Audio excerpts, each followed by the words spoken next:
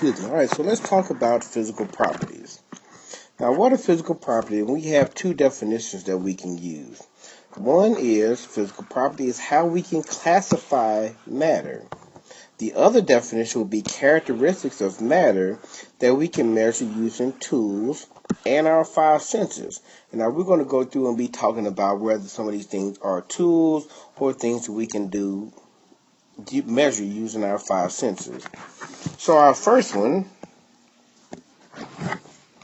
and so when we're talking about our first physical property, which is temperature, the thing that we're going to be looking at is the temperature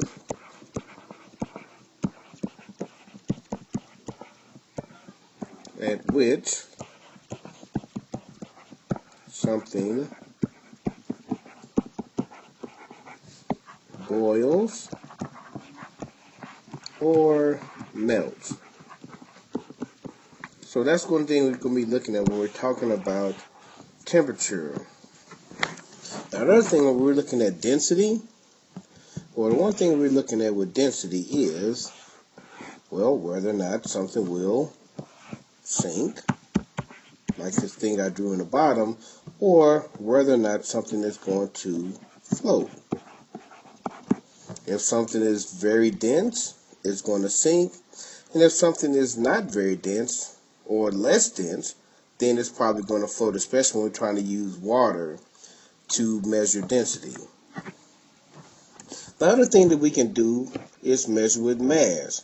You already know that mass is how much matter an object contains. And what we can always do, and the thing that we use most in class, is a double pan balance to find the mass of something. And so mass is a physical property. Remember, the first two tools that we've went over so far are tools or physical properties that we can measure using some type of tool. The next thing we can do is measure with volume. Remember, volume is how much space matter takes up. The majority of the time we're going to be doing that when we're trying to find the volume of something is by using a graduated cylinder. Because again, volume is something that we can measure. Now, another thing that we can also measure is the state of matter. When we're talking about the state of matter, well, we're talking about whether something is a solid, a liquid, or gas. And remember, when we're talking about solid, liquid, and gas and going from one state to the next, remember our little mnemonic device that we made for each other. We have solid, liquid, and gas. Remember that my elephant can freestyle. And so to go from solid, liquid, and gas by adding heat, melting, evaporation, condensation, and freezing. Now the next thing, another thing, physical property that we can measure is length. And in science, we're always going to use centimeters. And we're always going to either use a ruler, like something I just drawn right here, or a tape measure, or some type of, I can't even think of the name of that tape measure that you use to measure waist size and things like that. Texture. This is something that we can use using our five senses. When we're looking at texture, two of the things that we're going to look at is it something rough or is something smooth.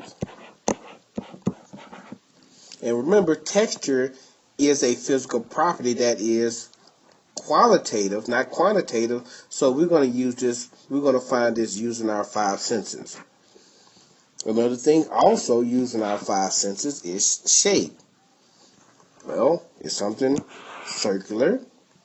Is it oval? Is it a rectangle? Does it have a cone shape? There are many shapes that you can come up with, and those are still different ways to kind of classify an object based on its physical properties. Another thing that we can look at is color.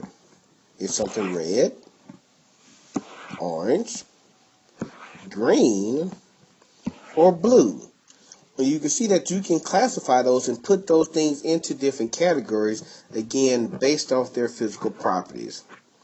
And the last one, which is something that we can still measure, which is magnetism. This is probably going to be an ugly magnet, but that's going to be okay. And we have two categories. Things that are magnetic,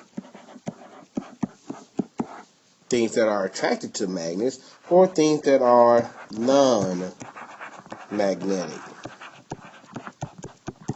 And that is the end of our lesson on physical properties.